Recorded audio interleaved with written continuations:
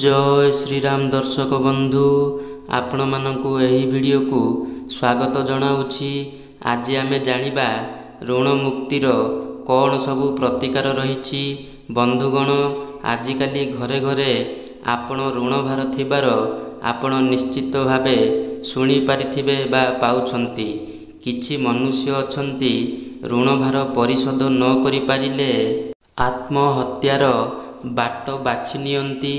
वर्तमान समय रे यह एक बड़ समस्या पालटी सारिछि। बंधुगण मु आपनकु कहिबाकु चाहे जे दुनिया रे पापीर मुक्ति होई पारे किंतु ऋणीर केबे मुक्ति हुए नाही। तेणु केबे भी ऋण करिबा पूर्वरु आपण सावधान हुअन्तु। ऋण आनिबा समय रे तो आनंद लागे किंतु परिशोध कला बेले मनुष्य जीवनर रहस्य कष्ट भोग करे। मनीष जानी शुणी ऋण करे नाही। एही भली परिस्थिति पड़ी थाए बा ता सामना रे एमिति किछि परिस्थिति पहुँची जाए से ऋण करिबाकु बाध्य होई जाए एवं से ऋण नेबा समय रे से भाबी थाए मो बेपार भल चलिबो, मो चाषरु भल उत्पादन हेबो, मु ऋणटा परिशोध करि देबी, आउ किछि पैसा बळिले निज पई संचय करिबी। किंतु जेतेबेले चाष बा व्यापार बुड़ी जाए, व्यापार रे मांदा होई जाए, लगाइथिबा पैसा फेरे नाही, सेतेबेले मनीष ऋणग्रस्त हुए बा आनिथिबा ऋण को आउ परिशोध करि पारे नाही। सेतेबेले मनीष ऋणग्रस्त रे पड़ी थाए बा पड़ी जाए। दर्शक बंधु आज आमे एही वीडियो रे कहिबु ऋणरु किपरि भाबे मुक्त होई पारिबे। ताहा पूर्वरु आपण जदि आम चैनल रे नुआ अछंती ताहाले दया करी मो चैनल टिकु सब्सक्राइब करि नेबे ओ पाखरे थिबा बेल आइकन को दबाई देबे, जहा द्वारा आपण एही परि वीडियो सर्वप्रथमे देखि पारिबे ओ वीडियो टिकु दया करी अधिकरु अधिक शेयर करि नेबे। ताहेले आसंतु जानिबा ऋण किपरि परिशोध करि पारिबे। आपणंकु एही वीडियो माध्यम रे कहिथिबा प्रतिकार को करंतु। बड़रु बड़ ऋण मध्य आपणंकर सुझी जीवो। दर्शक बंधु कली जुगरे कुहंती जदि ऋण परिशोध न करंती ताहाले लंका गछ होई आसिकी ऋण परिशोध करिबाकु पड़ी थाए। आजिकाली किछि दोकानींक ठारु मध्य आपण शुणिबाकु पाइबे आजिकालीर लोक माने गोटे दोकानरू बाकी खाई सारिबा परे अन्य दोकान को बाकी खांती बा अन्य दोकानरू बाकी खांती। ताहेले जानी रखंतु जदि आपण जनक ठारु 5 टंका खाइछंती किंतु आपणकु ताकू बा तांकु सुझिबार मनोवृत्ति नाही, ताहेले आपण 10 टंका अन्य बाटरे खर्च करि देबे। एथिपाई कुहा जाइछि पापीर मुक्ति अछि किंतु ऋणीर मुक्ति नाही।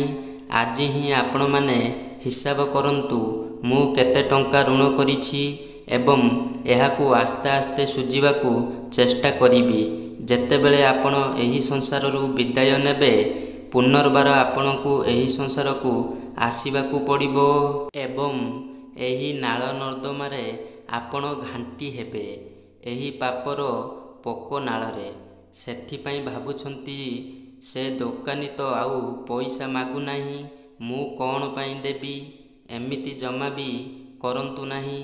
अनेक लोक धार करज देकी हैराण हेउछंती। सेथिपाई जेउ माने ऋण करिछंती निश्चित परिशोध करि दियंतु। ताहेले आसंतु जानिबा सेही प्रतिकार कोन कोन। नंबर 1 दर्शक बंधु आपण केबे मध्य मंगलवार रे ऋण नियंतु नाही बा केबे भी मंगलवार ऋण नियंतुनी। 100 टंका ऋण नेले 1,00,000 टंका रोजगार कले सुद्धा सेही 100 टंका सुझी पारिबे नाही। हाँ दर्शक बंधु आपण जदि काहाकू ऋण सुझिबाकू चाहुछंती ताहाले सर्वदा मंगलवार रे सुझिबाकू चेष्टा करंतु ଦେଖିବେ ଧୀରେ ଧୀରେ ଆପଣଙ୍କ ସବୁ ଋଣ ଶୁଝିଯିବ। ଯେତେବେଳେ ଆପଣଙ୍କ ଜନ୍ମକୁଣ୍ଡଳୀରେ ମଙ୍ଗଳ ଖରାପ ପଡ଼ନ୍ତି ସେତେବେଳେ ମଣିଷ ଋଣଗ୍ରସ୍ତ ହୋଇଥାଏ। ଏବଂ ଯେଉଁମାନେ ଋଣ କରିଛନ୍ତି ସେମାନେ ଗଜସ୍ତୁତି ପାଠ କରନ୍ତୁ ଏବଂ ଗଜସ୍ତୁତିର ଅଷ୍ଟମ ସ୍କନ୍ଦ ଶ୍ରୀମଦ୍ ଭାଗବତ ଗୀତାରେ ଉଲ୍ଲେଖ ରହିଛି। ଏବଂ ଯଦି ଅତ୍ୟଧିକ ଋଣଗ୍ରସ୍ତ ହେତୁ ଆପଣଙ୍କୁ ନିଦ ହୋଇପାରୁନାହିଁ ତାହେଲେ ଆପଣ ଗଜେନ୍ଦ୍ର ମୁକ୍ତି ସ୍ତୁତି ସହ ଋଣମୁକ୍ତ ସ୍ତୁତି ପାଠ କରନ୍ତୁ। ତାହାର ନାମ ହେଉଛି ଋଣମୋଚନ ମଙ୍ଗଳ ସ୍ତୁତ। ବଜରଙ୍ଗବାଲି ହନୁମାନଙ୍କୁ ସ୍ମରଣ କରି ଯଦି ଆପଣ ପାଠ କରିପାରନ୍ତି କରନ୍ତୁ, ନହେଲେ ଆପଣ ଏହାକୁ ୟୁଟ୍ୟୁବରୁ ମଧ୍ୟ ଦେଖିପାରିବେ। ୟୁଟ୍ୟୁବରେ ଏହି ଋଣମୋଚନ ମଙ୍ଗଳ ସ୍ତୁତ ସର୍ଚ୍ଚ କରି ଆପଣ ଶୁଣିପାରନ୍ତି। ଦେଖିବେ ଆପଣଙ୍କର ଋଣ ଆସ୍ତେ ଆସ୍ତେ ଶୁଝିଯିବ ବା ଶୁଝିବାର ବାଟ ମିଳିଯାଇଛି ବା ଋଣ ଆପଣଙ୍କର ଶୁଝିଯାଇଛି। ନମ୍ବର 2, ଯଦି ଆପଣ ଋଣଗ୍ରସ୍ତ ଅଛନ୍ତି ତାହେଲେ ଆପଣ କୌଣସି ମନ୍ଦିରକୁ କିଛି ଇଟା ଦାନ କରିଦିଅନ୍ତୁ। 5ଟି ଇଟା ହେଉ କିନ୍ତୁ ଦାନ କରନ୍ତୁ।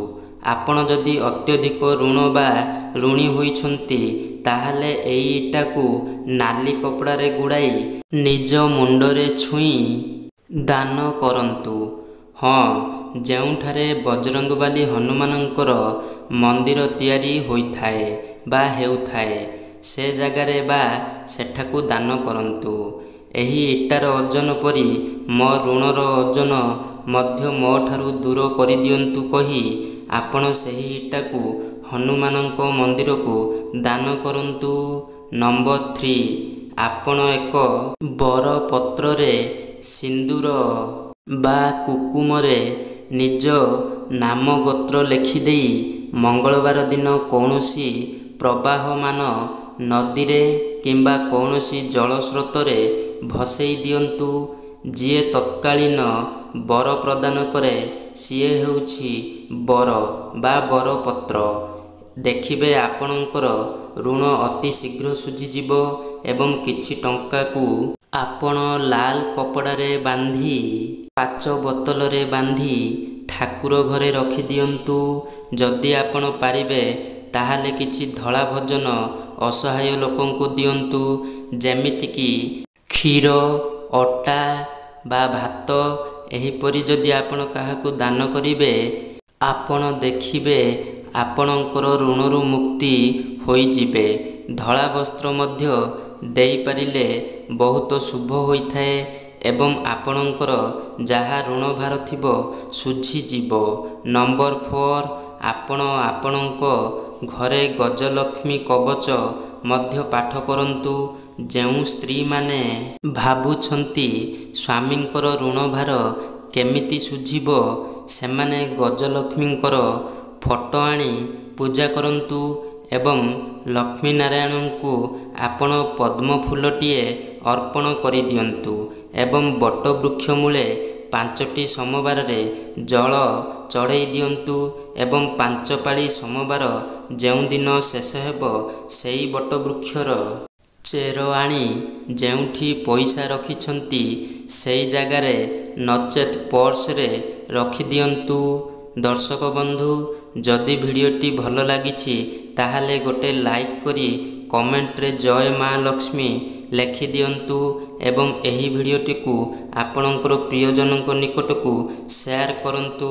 ଯଦି ଆପଣ ଚ୍ୟାନେଲରେ ନୂଆ ଥିବେ ତାହେଲେ ଦୟାକରି ଚ୍ୟାନେଲଟିକୁ ସବସ୍କ୍ରାଇବ୍ କରିନିଅନ୍ତୁ। ରହୁଛି, ଜୟ ଜଗନ୍ନାଥ।